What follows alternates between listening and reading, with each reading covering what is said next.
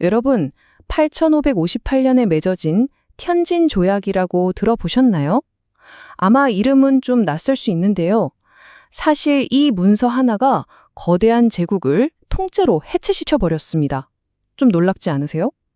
지금부터 이 조약의 조항들이 어떻게 청나라의 운명을 뿌리째 흔들었는지 그 이야기를 한번 시작해 보겠습니다. 아니, 진짜 어떻게 그럴 수가 있을까요? 그냥 종이 위에 쓰인 글자 몇 줄이 수억 명의 인구를 가진 거대한 제국을 무너뜨린다니 말이에요. 오늘 우리가 파헤쳐볼 이야기가 바로 이겁니다. 그 비밀을 한번 풀어보죠. 자, 그래서 오늘 우리가 살펴볼 순서는 이렇습니다. 먼저 이 모든 일의 발단이 된 전쟁 이야기부터 시작해서요. 그다음에 이 조약이 어떻게 중국의 외교, 경제, 그리고 사법 시스템을 하나씩 무너뜨렸는지 볼 거고요. 마지막으로는 이 조약이 남긴 그 긴 그림자에 대해서도 짚어보겠습니다. 모든 갈등의 시작은 늘 그렇듯 돈 문제였습니다. 바로 경제적인 불만이었죠. 영국이 제1차 아편전쟁에서 이겨서 난징조약까지 맺었거든요. 근데 막상 뚜껑을 열어보니까 영 성에 안 차는 거예요. 왜냐하면 중국의 자급자족 경제가 생각보다 너무너무 단단했던 거죠. 영국 물건이 잘 안 팔렸다는 얘기입니다. 그러니까 영국은 계속 더 내놓으라고 압박하고 청나라는 더는 안 돼 하고 버티고 이 팽팽한 긴장감이 계속되다가 결국 1856년에 일이 터집니다. 바로 에로호 사건인데요. 사실 이건 정말 사소한 충돌이었는데 영국이 이걸 놓치지 않고 전쟁의 빌미로 딱 삼아버린 거죠. 심지어 프랑스까지 끌어들여서 순식간에 텐진을 점령해버립니다. 이러니 청나라 입장에서는 버틸 재간이 없었겠죠. 결국 협상 테이블에 나올 수밖에 없었던 겁니다. 자, 그런데요. 텐진 조약이 노린 건 단순히 돈, 그러니까 무역 이익만이 아니었습니다. 훨씬 더 근본적인 걸 겨냥하고 있었어요. 그게 뭐였냐면 바로 수천 년 동안 중국을 지탱해온 세계관, 우리가 중화사상이라고 부르는 바로 그거였습니다. 그 당시 중국과 서양은 뭐랄까 완전히 다른 우주에 살고 있었다고 봐도 과언이 아니에요. 중국은 이 세상의 중심은 우리 황제다, 이런 위계적인 질서를 가지고 있었죠. 그래서 모든 외교도 지방 관리를 통해서만 제한적으로 했고요. 반면에 서구는 모든 나라는 평등한 주권 국가다라는 생각 아래 수도에서 직접 외교관들이 만나서 이야기하는 방식이었거든요. 텐진 조약의 핵심은 바로 이 서구식 룰을 중국에 강제로 밀어넣은 거라고 보시면 됩니다. 이 조약의 제2조와 3조 내용을 보면 당시 청나라 입장에선 정말 충격적이었을 겁니다. 이제 외국 대사가 수도인 베이징에 떡하니 상주할 수 있게 된 거예요. 그리고 황제 앞에서 땅에 머리를 박는 고두 같은 굴욕적인 의식도 더 이상 할 필요가 없게 됐죠. 이제 지방 관리 뒤에 숨을 수도 없어요. 중앙정부의 최고위급 관리가 직접 협상 테이블에 나와야만 했습니다. 이건 사실상 이제 쇄국은 끝났다고 선언해버린 거나 마찬가지였죠. 그리고 이 변화를 상징적으로 보여주는 결정적인 조항이 바로 제51조입니다. 들어보세요. 앞으로 공식 문서에서 영국인을 오랑캐라고 부르면 안 된다. 이렇게 법으로 딱 못 박아버린 겁니다. 이게 그냥 단어 하나 바꾸는 수준의 문제가 아니에요. 수천 년 동안 이어져 온 그 중화사상, 우리는 문명의 중심이고 너희는 변방의 야만인이다.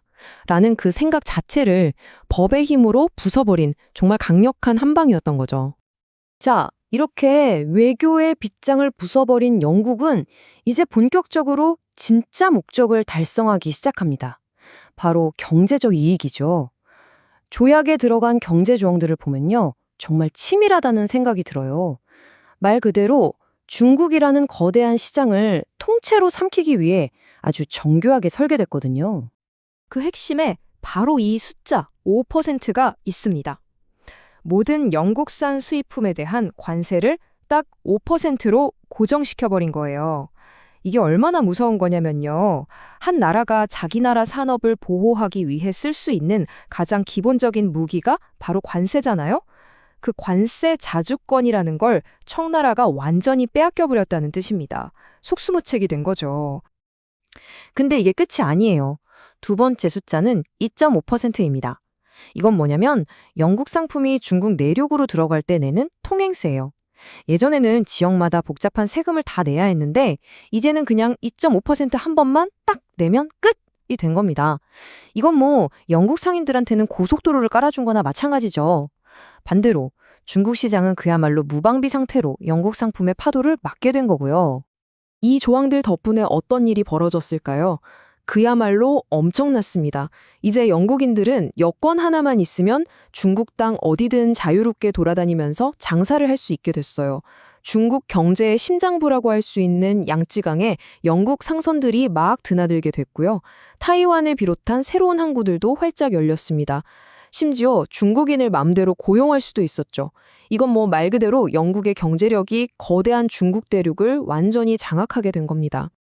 자, 텐진 조약의 탈날은 외교와 경제에서 멈추지 않았습니다. 더 깊숙이 중국의 법과 사회 질서라는 심장부까지 파고들었죠.